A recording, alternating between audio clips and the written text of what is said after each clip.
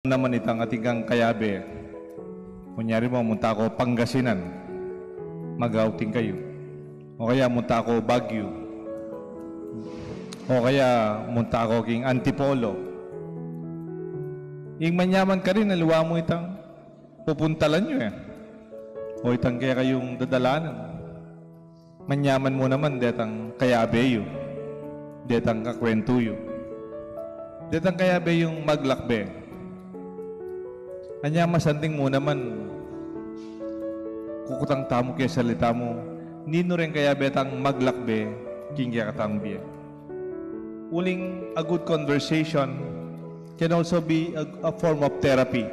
Potang makapagkwento ka, bala mo ating mo namang pamanulo kaya pilubluban, allowing us to release our stress and even our fears, or even vent out our feelings and thoughts in a healthy and safe manner. Therapeutic po itang exchange sa makiramdam kayo king balang metong face-to-face encounters that holds you a particular significance, providing a deeper level of connection and meaning. It's beneficial to have someone you trust with whom you can share these conversations, whether it be with a cup of coffee, pwede ko magkape, magtsa, o kapag lalakad kayo, kanita ka chukro seminaryo yung austan yan, diets. Kaya magrosaryo kayo nga doon. Kaya mag-sharing kayo. At tingang kayabe. Kanita kaya seminaryo, this is institutionalized. King seminaryo, niya taka-chuke ka rin. Yan nga akong seminarista. Ang ganitang making ko naman director. At tingang ausa na colloquium. Pwede pong pasiwaywan, colloquium. Yung colloquium, bala mo, it involves an individual private meeting with seminarian and a priest director. Seminarians view these sessions as sacred rituals conducted with formators of the seminary.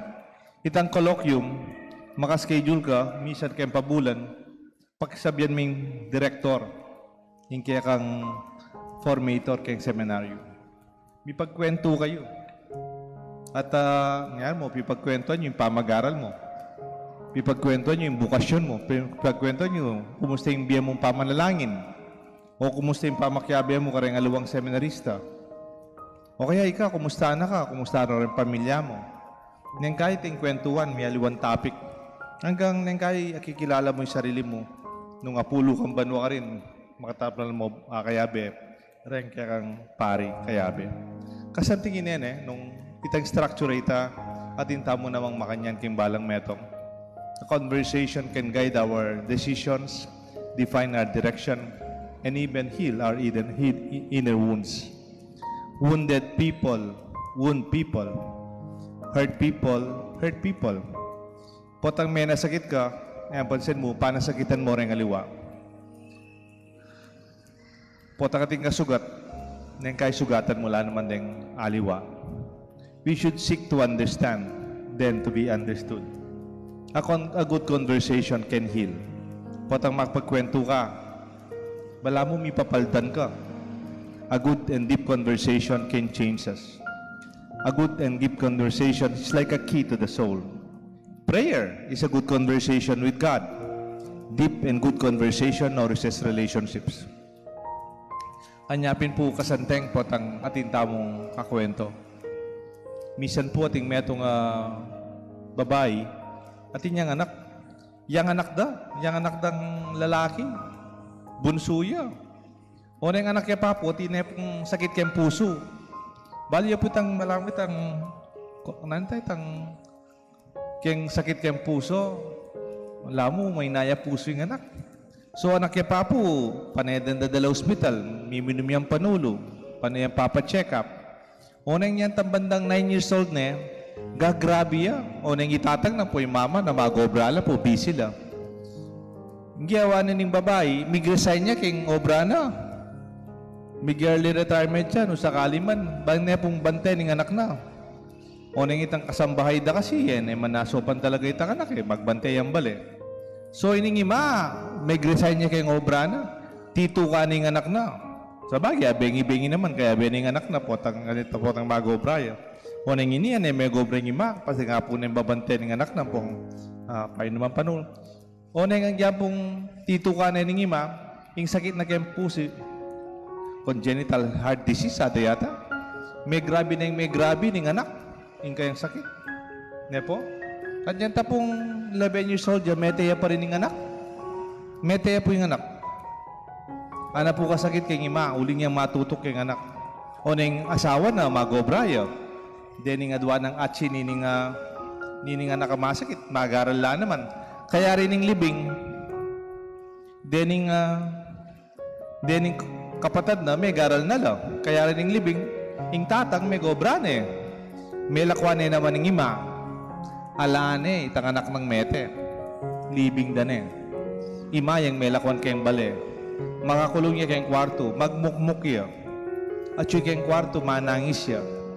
At yung kayong kwarto, lulwal. Potang-potang may kayong asawa, magmukmuk niya pa nga. Pa may kabawi nga. At may lambat siya pong makakulong kayong kwarto. Alayang kakwento, alayang bisita, alayang kasabi. Bali po itang babae. Ngini po, ala na kay sarili na. Tambala mo, may ka-demensya ya. Gusto niya po itay, bala mo na nakilala yung sarili na. Makamulalaya po makanya, no? Kabos niyan, magobray po ita, kabisna na, kalaguna. Magobray kayong masanting kumpanya. At ngini po, nanabalo yung sarili na. Susubuanan da niya yung anak na. Tataryan dere yung anak na. May walay kay sarili na. Kwento kiyapin kang ima ko, kwento ngayon niya. Sabi ng ima ko, naman po doktor ima ko, neng kay magkwento yung mga yan na, sana nga na yung takamatay ng anak na, inuli di kayong probinsya. Kaya ni nga na, banta tinyang kakwentukan, banta resiping bale, bisita de. O makatiklang na po kasi kay exclusive subdivision. Kami punta nung wala kang sticker, kami punta nung wala kang permisong lukob, kaya tang karelang subdivision. Exclusive yan niya, lalang kayabi, lalang kakwento, balungkot lang. Sabi ng mako, sana linwalda niya mo ka rin, nana, inulide kayong probinsya. Nang makipagkwento ka, yan ngayon man totoo. Kaya makapag-indredus ka, yan nano mo. Kaya may pagkwento kayo, may pagmais kayo. Inulide sana keti, ana, kabatatin niyang kakwao, nga na, paldan niya siguro ita, nga na. Malibang niya, nga na, may paldan niya. Bali po, pasalamat tampo tang titang kayabe kimbye. Kayabe liwat tang kayabeng magop ta po. Tang ating kakakwento kay pa maglakbe tamo kimbye. Kailangan tapo ini. It's good to have companions along the way. Anyapin po yung kaya katamong pisamban, aus na kaya katamong pisamban, synodality, number sa binita, a community journeying in conversation. May itong tamong balayan, maglakbe. Tamo maglakbe para muntag etang miras. May pagkwento tamo. Kabang papuntata ka rin. Kakilala tamo yung balang metong. Naning masakit kaya ka, naning kakatula mo, naning pangarap mo. At iti, kailangan tamo. Makiramdam is a way to realize Jesus in the midst of our presence along. Walking together in Emmaus. Companion, kayantabe. Alang mumuna, alang malalakwat. Alang malilili. Bisan po ating may pagkwento. Yung may pagkwento po, Big Panda, ang po is Little Dragon. Characters na po rin. Big Panda, maragulyang panda, siyempre, ang po Little Dragon. Kitna na po ang Big Panda ay Little Dragon. What is more important, man? Saan yung mas mabulaga kayo ka? The journey or the destination? Naning mas mabulaga kayo ka? Itang pupuntalan nyo. Ano mo, tatabagyo. O itang pa maglakbe. Maglakbe, tangakakin mo yung masanting na lugar.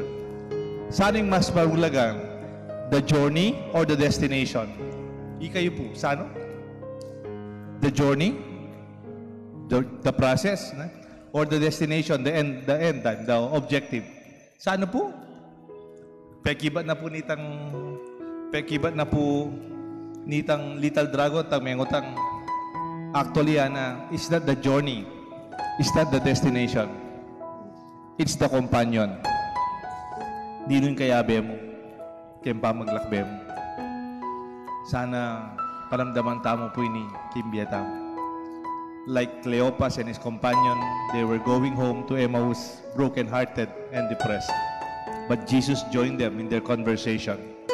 Penamdamanda at suwin Diyos kimbusalda. Iti po yung kakatang may pabalita, yung kakatamang misa. Kiligyo ng pangpaninganak, panimbalan ng Espiritu. Amen.